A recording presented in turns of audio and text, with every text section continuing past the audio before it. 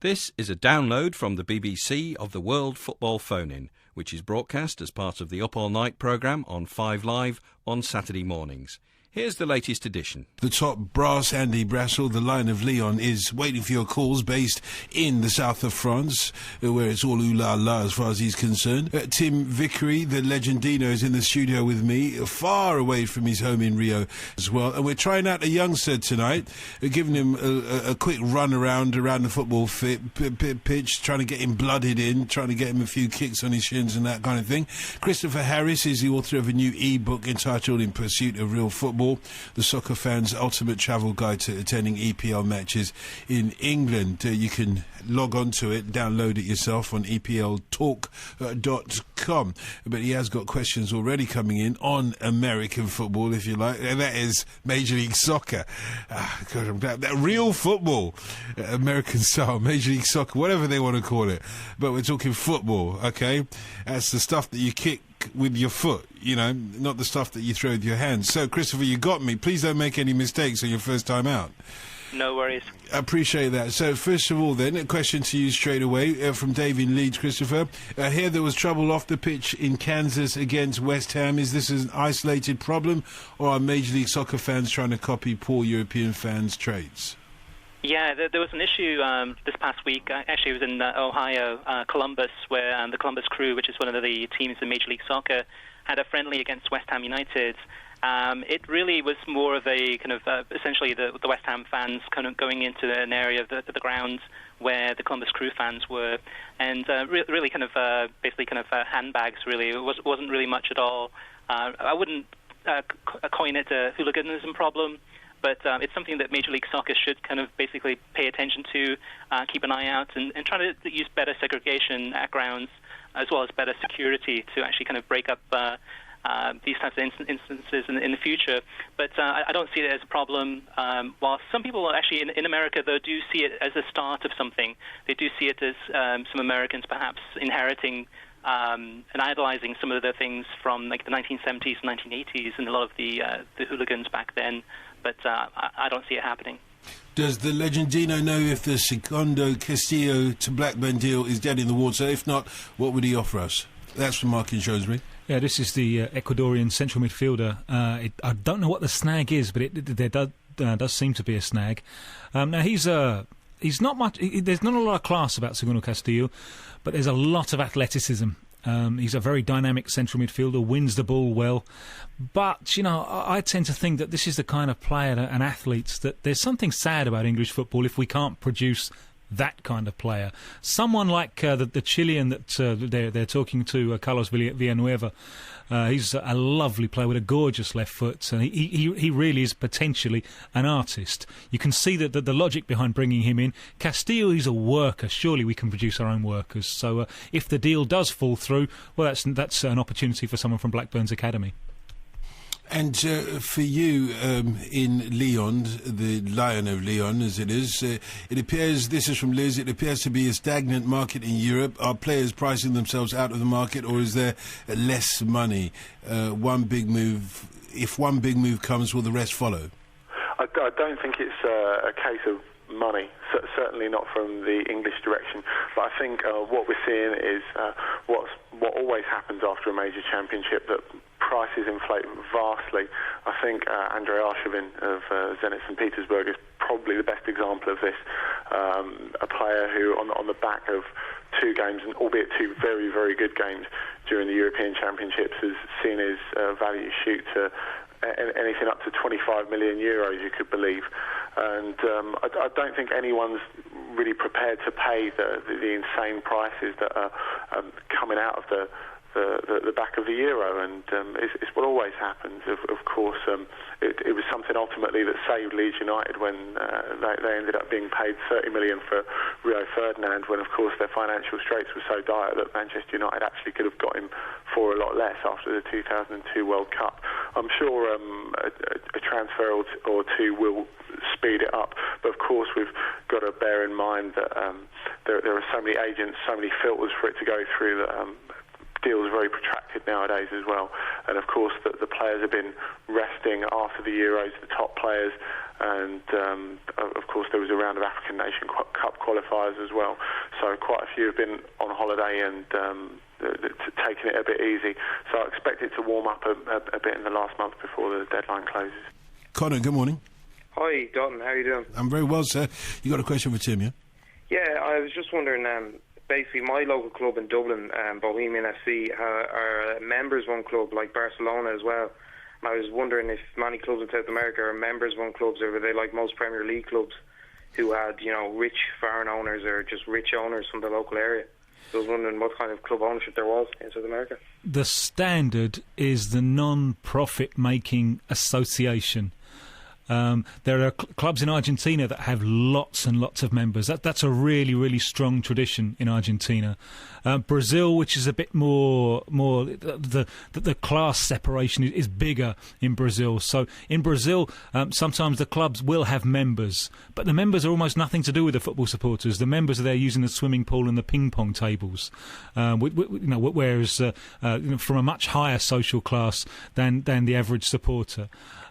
There are one or two clubs around now that are businesses. There's a club that's just won the championship in Colombia. It's a club that's only formed in 2002. They just won the championship about 3 weeks ago, called Boyacá Chico, and that's the first business model club in Colombia where anyone can go and invest. Most of them in Colombia, they're non-profit making organisations where there's not much trading in shares. So there's a number of different ways of organising.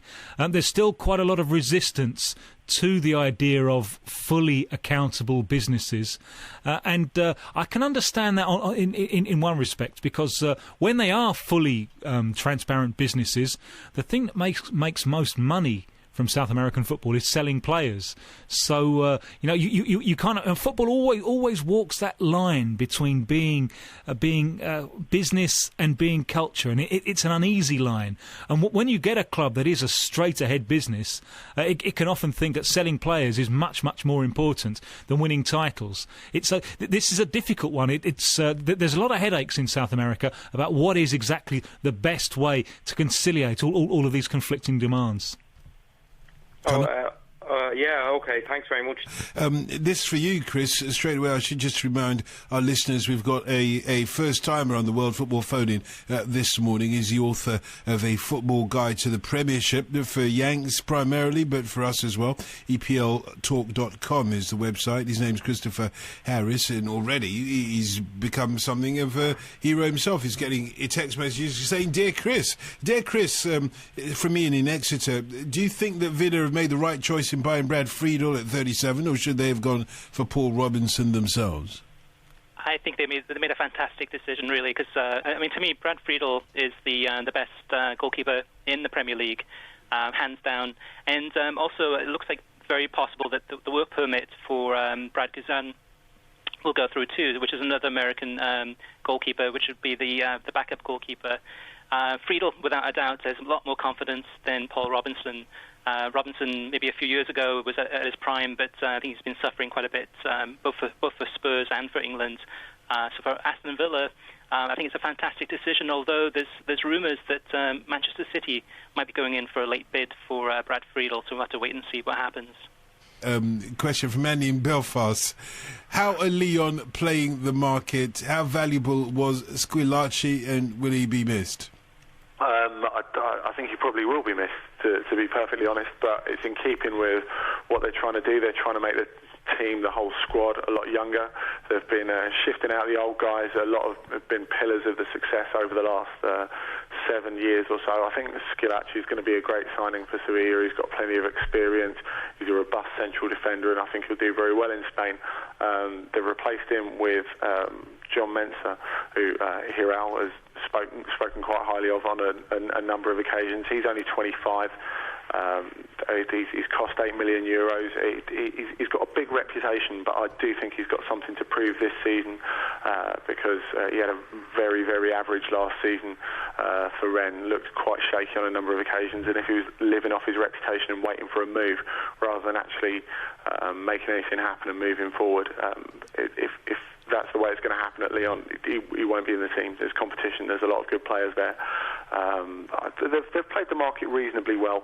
They're doing the thing they always do of picking up the best younger players from other French teams, by and large. It's similar to what Bayern Munich do in Germany. But of course, the big one always seems to elude them. The President Jean-Michel Aulas has said for years and years and years, if we had that big striker, if we had the Drogba, if we had the Eto'o, then we could go on and win the Champions League. I'm not sure I quite agree with him on that, because it will never happen. There's talk about it every single season. Again, he's been in the newspapers today saying if Claude Puel, the coach, comes to me and says we can win the Champions League if we sign Drogba or Eto'o, I'll go the extra mile and sign them. One, would he give the money? I think in the back of his mind he knows that they wouldn't really come. So it looks like he's being willing when in fact push will never actually come to shove. Of course it would be interesting, and Eto'o's got to end up somewhere. But I think in the European context they'll probably still fall a little bit short this season. Listen, you know that I was in France this week. Well, you didn't come in for a cup of tea? No, I did. I was a long way away from you. I was where all the action is, in Paris, not down in provincial Lyon. However, as you're in Lyon, and the home of Raymond Domenech, or is it Domenech? Dominic. I knew I'd pronounce it the Parisian way rather than the Leonesian way. Anyway. I think he lives in Newcastle, actually. Wherever. But I heard a rumour that the reason he did not pick one of France's best strikers in the Euro 2008 is for some domestic reason. Do you know what I'm referring to?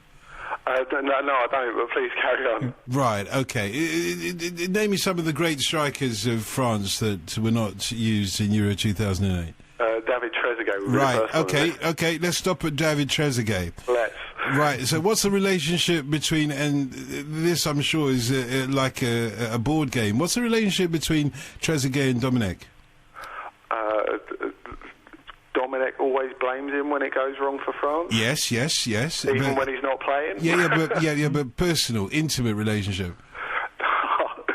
Sounds like a bit of an expose that should be saved for Sunday, perhaps. No. The whole world knows it already. Didn't they both date the same woman? That's news to me, actually. Okay. I know that Dominic's current squeeze, he actually proposed to her live on television to avoid responsibility for the early game. Didn't she used to go out with David Trezeguet beforehand? Perhaps, I don't know. Okay. I thought it was all about star signs. Is it star signs? Yeah, it is all about star signs. Oh, okay. But you, in order to play for France, you have to listen to the floaters. You have to say, Cancer, my name is Larry. And if it's the wrong star sign, you're out. Aquarius, my name is Paul. No! Substitute bench. Can we put this one on the podcast as well? 0500 909 693. We really are talking world football, South American, European, and North American too. We've got the gent in Blackheath with us. Good morning, sir. About time, Dotun. About time. I do apologise. I thought this was supposed to be serious football questions. What's all this about women and God knows what else? Now, stop bullying poor Andy again. Try killing him, just leave him alone. But I love it so much. It's so easy. He lives in Lyon. It's in the provinces. Now, Dotun, did you enjoy your break, your mini break? Very much did. Thank you very much. Well done. Right, I need to speak to Tim, but then I must speak to Andy because I've got an apology to make to him. Should we take the apology first? We always like an apology on this programme. Right. Well, hi, Andy. Hello, how are you? I'm fine, thanks. Apology first, then a serious sort of question for you. My apology is that last time I told you off about crawling to Dotun, you were very quick with a piece of repartee which I missed. I only heard it when Mark played it back to me on a computer the next day. And that is when I said, stop crawling to Dotun, you very quickly said, you'll do that after you've returned to Cristiano Ronaldo his copy of Jane Austen's On Hanger Abbey. So that was quick. So that proves to me that you're a man of intellect and Listen, high. Excuse me for interrupting. Excuse me for interrupting, Mr. Gent. And therefore, but our listeners I'm would going to have. give you a title of Glitterati Literati. Literati of Leon, I like that. But Mr. Gent, but you do know that our listeners have had to listen to the last 3 or 4 programmes to appreciate the comment you've just made. Yeah, of course. Okay. Yeah. But I don't want to waste time on that. But now I've got Andy. What I'm thinking is this: I've noticed, for instance, the middle-ranking countries, Eastern European, like Poland, Hungary, Bulgaria, Slovenia, and so on. Lots of their players go to places like the Bundesliga and so on. When they are regular players in their own countries, they get over there, they hardly get a game. Poland, this next season, will have 8 players in the Bundesliga, as they were last year. None of them get a regular game. Most of them are internationals. Most of them had very regular games in their own country. Don't you think it would be better for them to stay where they are, take less money, but develop their football expertise rather than going for money and not playing? What do you reckon, Andy? I think you're right, Jem, but that's an ideal world. You've hit the nail on the head, really. It's money. And, of course, another thing we should consider when considering the relationship between Poland and Germany is a lot of top Poland players, you could argue, or players who would have qualified for Poland, have become naturalised Germans. Lucas Podolski of Bayern Munich, who had such a good European Championship. I'll say as well, yeah. An example of that. Yeah. So that's something to do with it. Of course, there's always a strong relation between those countries, but the wealth gap, even between a league like the Bundesliga, which is probably now not even definitively the 4th league in Europe, it's probably vying with Ligue 1 in France as being 4th or 5th.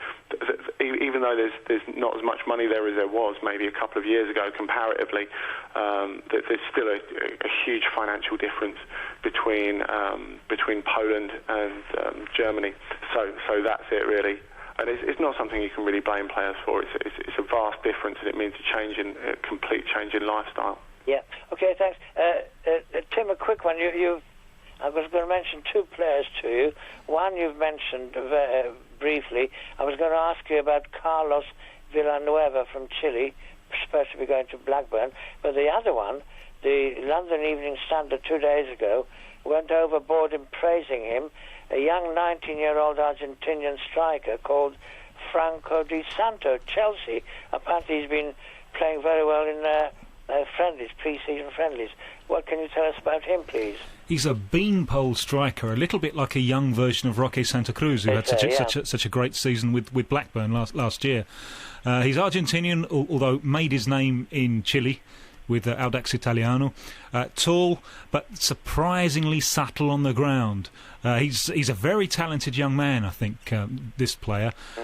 I fear that he's moved too soon. He could have been playing the Copa Libertadores, South America's Champions League this year, instead of which he was kicking his heels in Chelsea's reserves. Similar point to the point you just made to Andy about Polish players and so on. You know, at this stage in his career, I don't want the reserves. I think whatever level of football you're playing in, get in the first team. There's no substitute for first team football. The reserves at whatever level is just not the same thing. So you hope that he hasn't jeopardised his career by moving too soon, although obviously, as Andy said, there are clear financial advantages. Carlos Villanueva, just to complete what I was saying about him earlier, lovely left foot, a little bit slight, perhaps not the quickest as well. So physically, the Premiership is going to be a challenge for him. He'll need to decide what he's going to do with the ball quicker. He'll need to up the rhythm of his game. He can play as a playmaker behind the 2 strikers, or he can play wide left. Perhaps wide left might be better for him in early stages in the Premiership. He might have more space there. But he'll find beating the fullback for pace difficult, but he can whip in some lovely crosses there with a gorgeous left foot. I'm a sucker for a left foot. I'd love to see him come off. I think if it does come off, the Premiership needs all these types of players to come off that we can. Players who bring real artistry to the game. But it's going to be a struggle for him, and quite often Chileans are not the greatest travellers, but I wish him well. I think it'll be good for the Premiership if he comes off. Cleo in Aldershot, good morning, sir. Madam, the book. Good morning. Good morning, Tim. Good morning, Andy. Good morning, Chris. On my Facebook, I've invited you next week to Charlton. They're playing at Aldershot Town. Are you coming down? Every time you invite me to a football match, I get the feeling that I'm going to be embarrassed as a result. Okay, all the shots out next Saturday. You and the gent. Okay. My question for Tim. Tim, there's been obviously controversy. We've been talking about the last few weeks, the Olympic squad. Now, Lionel Messi is under 23 and is desperate to go. Barcelona are kicking their heels and they wanted to play in the third qualifying round of Champions League. But I've read somewhere that he won't be able to play because FIFA could possibly ban him. And Andy, we've had a hemorrhage at Emirates Stadium. So many players are going. Can you offer my boss, Mr. Wenger, some possibilities for a midfielder? Let's take Tim first of all. I feel very, very sorry for the players with this Olympic thing, because I just think they've been left in an impossible position because FIFA just aren't being clear about this. You're quite right. According to the letter of the thing, the players under 23 must be released. But FIFA haven't said that unequivocally yet in the case of Messi.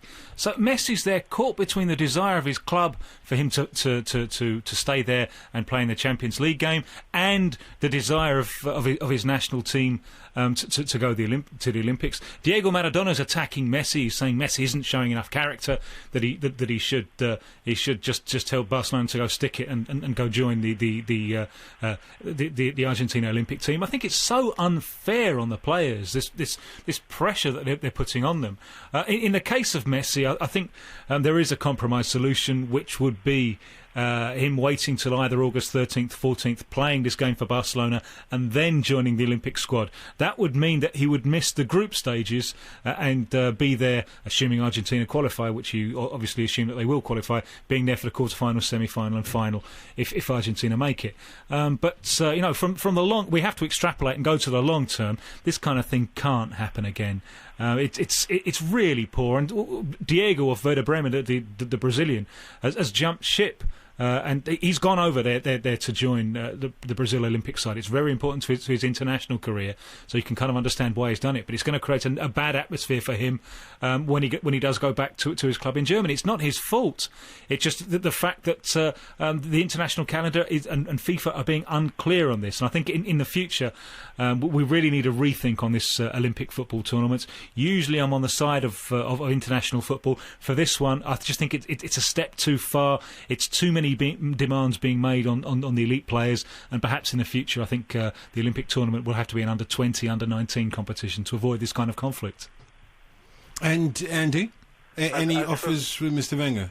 Yeah, as for midfielders, what I was really surprised on is that they missed out on Jean Macun, who left Lille, the Cameroonian left Lille to join Lyon earlier in the summer for 15 million euros. He would have been perfect. I think what they really need, the idea is that they need a defensive midfield player, and for that reason they've been linked quite heavily with Miguel Veloso of Sporting Lisbon.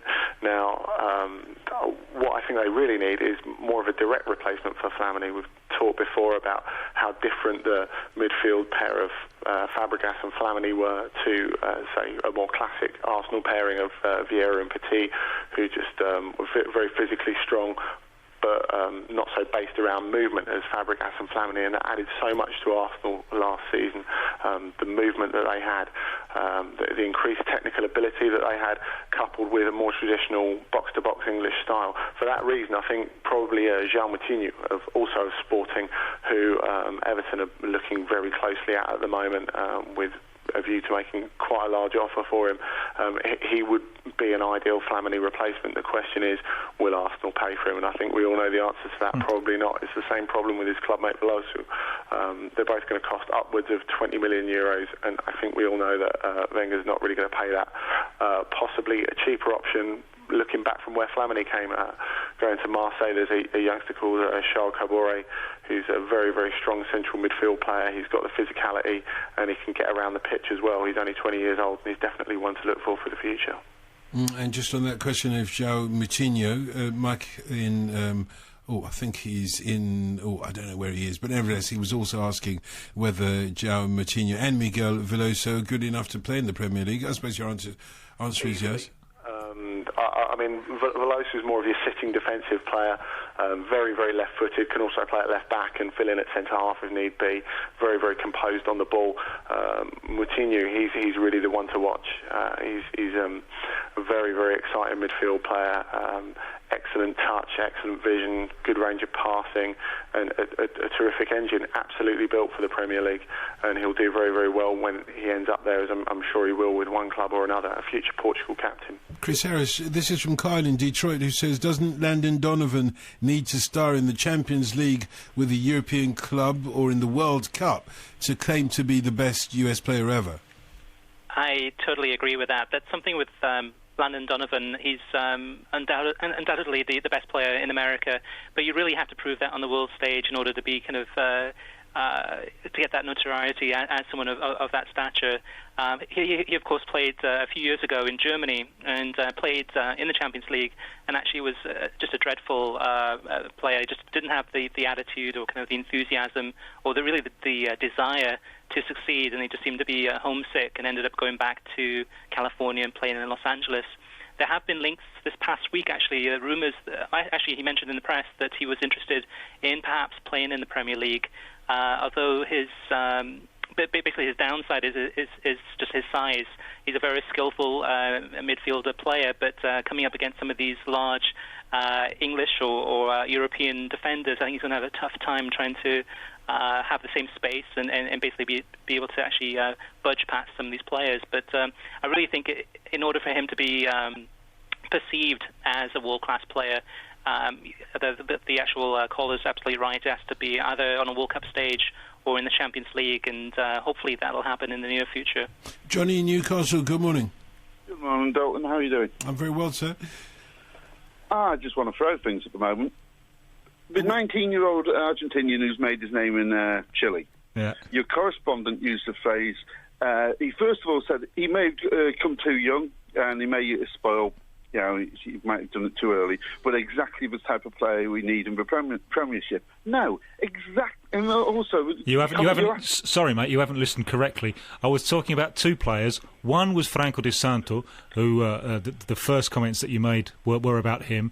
The other, exactly the type of player we need in the Premiership, was not about him. It was about Carlos Villanueva, who's going to Blackburn. OK, I want to attack you on it. But the last guy has just made similar comments about the type of players we need. No, we don't need, they can do a job. We don't need players to come and do a job. Yeah, we want the excellent that's going to inspire the youngsters. We want the Bergkamps and people like that to come through, the Zicos, the Zidanes, anybody's top draw we want in to go and encourage the players. But as the manager of England has pointed out, he's got such a small pool of players that he can go and pull on in the Premiership. It's ridiculous. It's going to kill the goose that lays a golden egg. I agree with you to a certain extent. Sorry, Andy. If you're not bringing through people, the natural players of a country, the game will stagnate. It just doesn't make sense. I accept your point if you're bringing players over from abroad who are equal to or lesser to the indigenous players who are already here. But in the case of the last question, for example, João Moutinho, I said he was tailor-made for the Premiership for his engine and the fact he could get box to box, but also the thing with him is a far, far higher technical level than 9 out of 10 Premiership players, I would say. Well, he's really something to learn from. And I think this is what... Hold on, mate. What you've got to do is... The only way to get match fit is playing matches. The only way to go and get technically good is playing the damn games. I think really they should be learning their technical skills. If we look at the Dutch, for example, at an earlier age, and they could put those into practice and improve their physical strength by playing matches later. Hold on, what kid is going to want to go and learn the technical skills, want to go out there kicking the ball around for hours at a day, learning a little skill, if he's looking at the league and he'll say, I'm not going to go in my favourite side, I'm going to end up going playing for Swindon. Not against Swindon here, I'm just going to say, if he's looking at the big sides of the Premiership, and he goes and says, hold on, they've got two English guys playing for them, what chances do I have of getting in there? So you're not going to then go and get them to learn the technical side if they haven't got the chance of the glory in their eyes. I'm not sure I'd agree with that, because that's assuming that their only chance of glory is playing in England. Whereas players in France, for example, here they do all that learning from a very early age. They go through a great academy system. They've got the opportunity to go to Clairefontaine, which is a great academy, and which by the time they've come out of that, well, France has won stuff at every level, thanks to the players they've produced off the back of that. And they're looking abroad as well. So it's not just a case of, it's as far as we can go and playing in this country. They're looking abroad to Spain or Italy or wherever. Yeah, they did have as you said, a one stop at every level, but to put the money and everything into coaching. Brilliant idea. We put our money into foreign stars. Do you think, Johnny, that if a player thinks he's going to go to Swindon, his ambition automatically wilts? I feel terrible for Labour at Swindon. What on earth did Swindon do to upset me this week? I've got no idea. Well, yeah, I think if I've stopped saying Swindon now. Let's go and upset the whole. Too late. You said it. It's out there. Okay, it's out there now, mate. Swindon. I've got a certain sympathy. I think you're right. Yeah, as I've just gone and said, if they can't go to the Manchester United, and I'm not a Man United fan, if they can't go to Arsenal, if they can't go to the big sides, they can't go to Chelsea. Yeah, it will. Another thing that will of football, people wanting to go into football as kids, is going to see games. If you just watch it on the TV, if you got Sky, that's one thing. I went to watch football as a kid, and I was passed down to the front to watch it. We don't do that anymore. And, yeah, I'm living in a cloud cuckoo land thinking it's going to change, but something has to change, especially when the England manager's coming out and pointing out the stats of the percentage of Italians playing, the percentage of Spanish playing, the percentage of France, and then you look at our country. And maybe it's got to do something with the money we've got in with the game over here, the amount of money that's going into it. Yeah. Well, the problem is, if we can't put forward our own players to compete, then people globally wouldn't watch the game. And I don't believe if you simply remove all the foreign players, then you're looking at exactly the wrong way.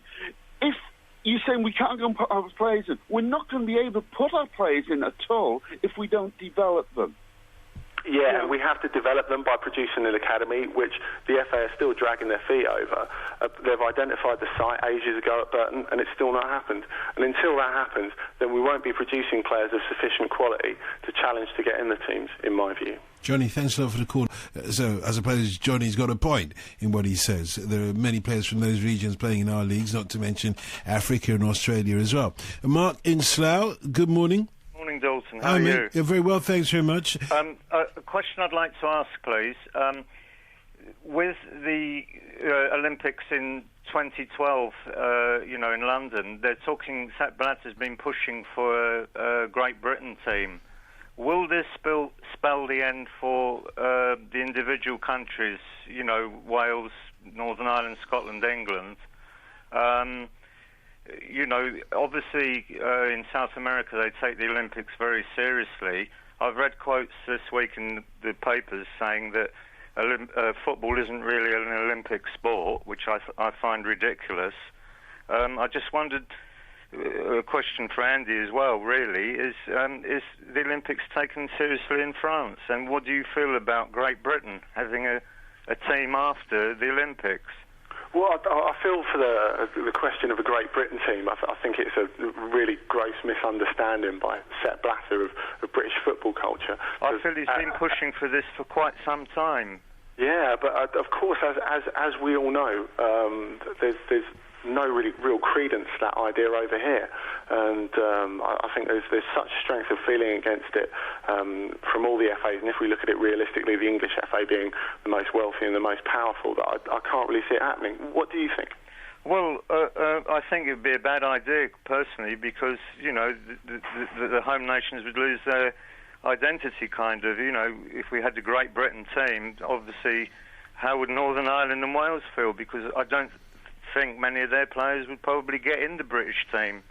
No, I think you're absolutely right, and especially I think for the for the Scots. If you look back over British history, like you know, they don't want to be absorbed into that, and I think they're very proud of being a separate football association and having a separate football team. Will there be a Great Britain team though, Andy? That's the point. Will it happen in 2012? Well, I don't think so, and I think what's most telling is, say, the floating of the idea of Sir Alex Ferguson as the coach, and he's just not interested at all. Of course, he is a Scot, as we said before, but I think the fact that the voice of someone so influential in the British game is against the idea, possibly is the sort of thing that's going to push it towards being a non-starter. Going back to your first question about Olympic football in France, it's not taken seriously for the very reason that France haven't qualified for it. They're not involved. I think people are welcome to correct me if I'm wrong, but I think the only European nations who are involved are the Netherlands, Belgium and Italy. But I think France tend to look at developing their players more at the established UEFA representative levels, and under 21 football's taken very, very seriously. But they would love to win a gold if they were represented, wouldn't they? They would love to. Sure. Right. Okay. I think any country would. But I think it's an interesting point when we're going back to the one about the Great Britain team, is the one point at which Spain really got behind Olympic football is when Barcelona was hosting it in 1992, and that was the team where Pep Guardiola came through, and that was a big deal for them. So I don't know. I think it's so politically tricky. I find it hard to see how all those differences are going to be resolved. It's certainly a big deal in Brazil, isn't it, Legendinho? Yeah, it's huge. It's the one title that they could win that they haven't won. And it cost 8 years ago. It cost Vanderlei Luxemburg the coach's job. Could happen the same to Dunga. On Mark's point about the home nations, how can you include San Marino and the Faroe Islands in international football and not include Wales and Northern Ireland? You know, it's if you're going to have the San Marinos, then I think that the talk of the Great Britain thing is foolish.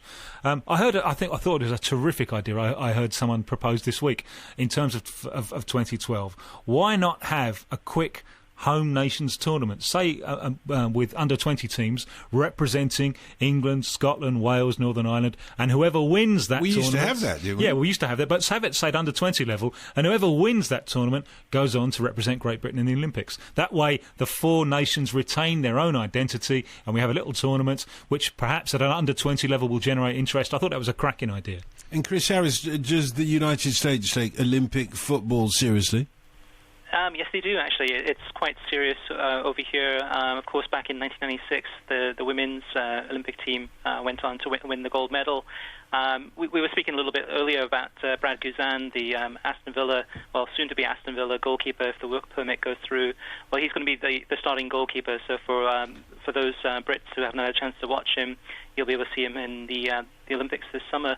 But, yeah, overall, without a doubt, the US does treat it very seriously. Probably just as much as South America, but I think more than the UK in terms of really kind of going for the gold and trying to win this one. Bernie in Peterborough, good morning. Good morning. Hello, Bernie. Yeah, the issue about competing with under the England or UK flag depends on whether the nation as a whole competes on that basis, really, doesn't it? Can football behave differently to, say, the United Kingdom? Sorry, I don't know what you mean by that.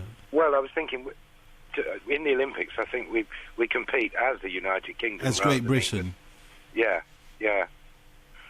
But it's all about history, isn't it? It's about the way the leagues were formed and all that sort of stuff. But of course, the sport has its right to choose, and I think we've got a fair point there. No, the other question was, he was talking about a player coming over from Chile and having problems settling down. If he can't get into the first team in his own club, could we borrow him at Posh for a few games? Well, why not? Not? We've managed to hang on to Aaron McLean at least, but it'd be fun. Why not? First team football, wherever it is, I think is always a boon, even if it's at Peterborough. So why not? Why not indeed? Yes, well, I thought it would be a good laugh. Great show. Thanks very much, Bernie. I really appreciate the call. Thanks very much. Paul in Belvedere, good morning. Hi there, Dotun. Yeah, I've got a statement and two questions. The first statement is to pay tribute to Gilberto Silva. Oh. I'm an Arsenal ticket holder. Oh, you hit me low there. You hit me low. It's all good, Paul. You speak your mind. Now, he's been with us 6 seasons. He's just gone to Panathinaikos. And if you like, he's the most un-Brazilian player. But he's been absolutely fantastic for us. I mean, in the Invincible season, he was a mainstay of that side. Just fantastic. So that's my statement. Well done. Apparently he's now the highest paid player in Greece, and good luck to him. And my two questions are, the first question is, we've now got a player, Carlos Vela, Mexican, who we signed 2 seasons ago and then loaned out, I think, to Osasuna. And he's been given a first-team squad number this season, so I'd quite like to hear Tim's views on whether he could cut it in the Premiership. And my second question is about lots of South American players, when they sign in the Premiership, will say, the passion of the supporters, it's fantastic. Now, I've seen on television Boca Juniors versus River Plate, and it makes Arsenal versus Spurs, look like a bingo session. So I just wondered, Boca Juniors must play another 30-odd games in that league. So what are the rest of the games like? Are they fairly low attended? Now, the atmosphere in all Argentinian stadiums is just absolutely, it's fantastic. It's a football fan's dream. The quality of the football these days has gone down a lot because so many of the best players are sold all the time. But the atmosphere in the stadiums is absolutely terrific. Perhaps one of the things that makes a difference is the quality of the stadiums in England, with all of the fans close to the action. And that's something that they talk about time and time and time again. I remember the Brazilian Rodrigo, who had a spell at Everton, unfortunately kind of blighted by injury. But he was telling me, after he'd been there like 6 months or something, he was telling me that he just couldn't get over the Premiership. He'd never heard of Everton when he went, and just the size of the club blew him away. But the word that he used was, he said it's the Hollywood of football. Every game is like a big event. And he really, really got off on it. And loads, especially the Argentinians as well, can see themselves in English football. They can see themselves in the passion of the supporters, and it's like a souped-up, moneyed version of themselves, and they relate to that very, very strongly. I'll just quickly do Carlos Vela and pass him over to Andy. And I saw him for Mexico winning the Under-17 World Cup nearly 2.5, 3 years ago now. He was really, really impressive. Left-footed, was playing as a central striker, was using his pace where it hurt in the penalty area, getting in front of his defender, finishing very well left-footed and in the air. I understand that some of his football in Spain hasn't been played as a central striker, it's been played wide left. But maybe Andy can tell us a bit more about that. Yeah, that's correct. It was pretty much forced by an injury situation that Osasuna had when he was on loan there last season, in that their left-sided midfield, Ludovic Del Porte, is very, very important for him, Frenchman, was injured for the major part of the season. The upside for Vela is he spent 2 seasons in Spain now, one in the second with Salamanca. The second one was meant to be in the top flight with Celta Vigo. They sub-loaned him to Salamanca, but he ended up going to Osasuna because Celta were relegated and there was no point. Wenger didn't want him to play another season in the second division. He's played 30-odd matches each season, so physically he looks the part, even though he's quite a small guy. I think that was a worry of Wenger's, that he would struggle to compete physically in the Premiership. But now he's got 60-odd games in 2 seasons under his belt. He's very, very impressive last season. Not scoring as many goals because he was in that wide position, but pretty quick and with a good level of skill. So he's an interesting option because, of course, Arsenal haven't really had any left-sided attackers for a while. Certainly since Robert Pires, who of course was right-footed himself, left. So it's an interesting option for them going into the new season. Also, we've had several requests for you to do your Jonathan Woodgate. Dale has pointed out that we should put it on a podcast loop. This is one for the boss tonight. Hope she's listening to this. put Tim doing the Jonathan Woodgate on a podcast loop on the 5 Live website, then the poor bloke can be left alone. But unfortunately, he won't be left alone tonight. For ZK in Singapore, for Dale, who sent us the text messages, and all the rest of you who've sent text messages for Tim to do his Jonathan Woodgate. This is, I guess, Tim, Sean in York as well. This, I guess, Tim, is the moment of reckoning then. On the Woodgate thing, I'm going to give you just a very quick masterclass in how you at home can do this too. Because the W is difficult for Brazilians, don't really do it. So it's a kind of UE. So it's ooh. That's how you do that. Then you get to the D, and the D's are kind of like, it's like a JY. So it's ooh-gee. Okay? And then you get to the second half, which is the gate. And the problem here is the T. And it's like a CHE. Gate. So you put it all together and you get Woodgy Gatey.